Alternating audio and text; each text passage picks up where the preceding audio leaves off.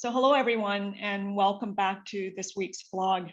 I've been touched by many stories of hope, resilience, and inspiration from our people and from others around the province as we come together to pull through such challenging times. The COVID-19 pandemic has made the last year one like no other, and it's a time that none of us will forget. As I reflect on these stories, I think of how we continue to face our current reality with the hope of what the vaccine rollout brings. And one of the ways we learn and grow is through relating to others and their lived experiences, which is why this week we're going to do something a little bit different. And I'm really excited about today's vlog. While many of us living through this pandemic is the first time for us, there are in fact others who have been through this before. I want to take this time to look back, see what we have overcome in the past, how it relates to what we are doing now, and what we can learn from where we've been before. So in order to do this, I'm joined by some very special guests. We're going to take some time to hear from Colin Zieber, who's our Senior Operating Officer in the South Zone. And joining Colin is his mother, Treva Louise Zieber, who worked as a nurse in many parts of Canada, but also within Calgary, Edmonton, and other parts of the province during the polio and TB outbreaks. So thank you so much for joining us. And Treva, I'm going to start with you. What was it like to work as a nurse on the polio unit in Calgary? I guess I volunteered there because I didn't have a family, and I thought, well, why not? And so I did. But yeah, it was. Then the iron lungs, of course. Yeah, that was quite difficult nursing. Remember this one man, he was quite demanding and cranky. Of course, he wasn't too happy with the situation.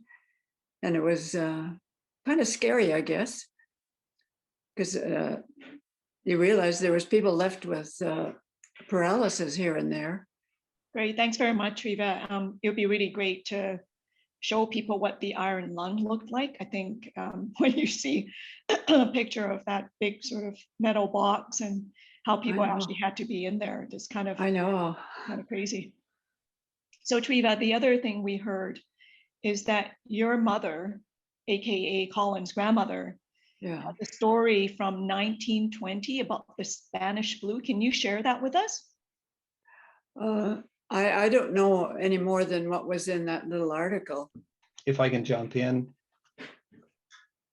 2 weeks ago, when I first approached my mom about chatting, we were chatting back and forth, and she reminded me of a piece in my grandmother's memoirs that she'd written of 1920. She was riding on the train, if I paraphrase it well, riding on the train from New Brunswick to Calgary to meet her future husband, got sick somewhere in Ontario, had to stay in her berth all the way to Calgary. Once she was picked up in Calgary by, I guess, your father, Mom, or my grandfather, she was so sick that he took her to a hockey rink in Calgary, which was an overflow hospital.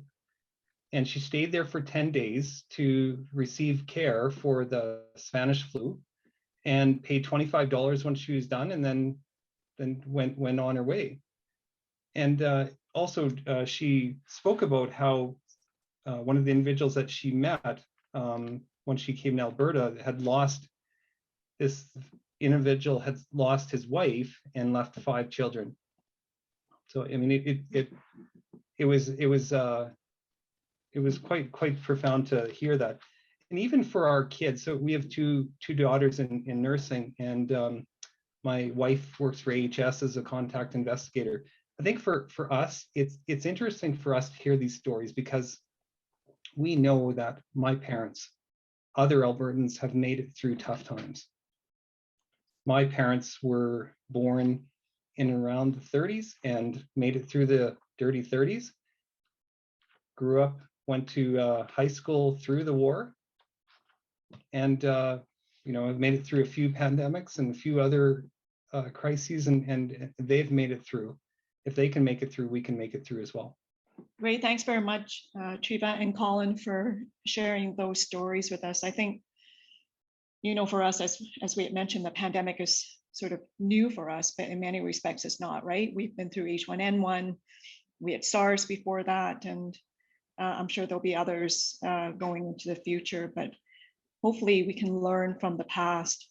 And one of them is the importance of vaccinations, because you don't see anybody who's got the polio anymore, and people have forgotten the severity, the disability that polio can give you, in addition to obviously losing your life also. So Colin, what do you think are some of the lessons that we could apply from your mom's experience? What I've applied is again that we can make it through this current crisis. It's really tough. It's challenging. It's you know, there are some individuals, unfortunately, that die, but other generations have made it through tough times. The other piece that for me is important is that questions, fears about vaccines or medical treatments were in place, from what I understand from what you went through, Mom. And some of those same fears were in place in the 1950s, if I remember correctly, Mom. People were afraid, I guess. I don't remember instances, but coming through, not growing up with things really easy, you know, that probably helped that I could cope with things, because we did a lot of moving around and things like that, and we made it. And our family stuck together, and we had such faith in our mother. Of course, my father had passed long ago, but we had such faith in my mother and that things would be okay. My grandmother lived in Rimbey, and when I was taking the psych nursing program in Ponoka, she was the closest relative. So I would, on occasion, drive the 30 miles or 50 kilometers and go in and have supper with her. And I will credit interfacing with her for my love of geriatrics, or in being inspired to work in geriatrics. So Treva, I'm going to come back to you for the last question. And the question is, what advice would you want to share with all of our healthcare workers who are working tirelessly right now against the pandemic? It'll probably pass, and just do what you have to do. Be faithful to your nursing calling. Wonderful. Thank you so much to the two of you. Treva, you look fantastic. And I don't know if we're able to share your age, Treva, but just maybe tell us, how old are you? 94. Yeah, incredible. You look fabulous. You know, and so thank you so much for sharing your stories, Colin. Again, thanks for sharing your mom with us. You know, because we know that these stories are really powerful reminders of what we've been through for and how we've always persevered. I truly appreciate that you took the time to speak with us and remind us that we are going to be on the other side of this pandemic one day, that we just have to stay resilient. I want to acknowledge the positivity that each and every one of you have brought during these challenging times. We're a community and we need to continue to support each other. So again, encourage all of you watching to get your vaccine as soon as you're eligible to book. With more and more Albertans becoming eligible, we are seeing an amazing uptake, and that gives me even more hope. So to learn more, visit ahs.ca/COVID vaccine. Thank you for all the incredible work you're doing every day. Remember, you're also making history. So until next week, stay safe, stay vigilant, and take care of each other and ourselves. Thanks for watching.